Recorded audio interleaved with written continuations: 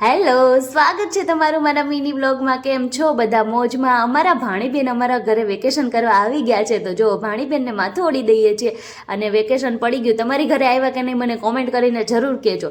પછી જો ભાણીબેનને નાની માએ ફ્રૂટ લઈ દીધું તો ભાણીબેન અંદર મને બતાવવા આવ્યા કે નાની માએ ફ્રૂટ લઈ દીધું છે.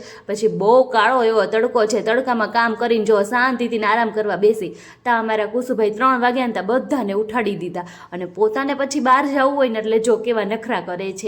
અને બહાર તો એને જવા મળે નહીં કેમ કે તડકો ફૂલ છે. પછી અમારી ઘરે આવી ગયા છે મારા જેઠાણી, અને જેઠાણી મળવા આવ્યા છે પણ બેસાડી દીધા છે અમે દળવા. પછી કાંઈ નહીં, જેઠાણીને થોડોક ઠાક ઉતારવા બહાર લઈને આવ્યા શેરીમાં બેસવા.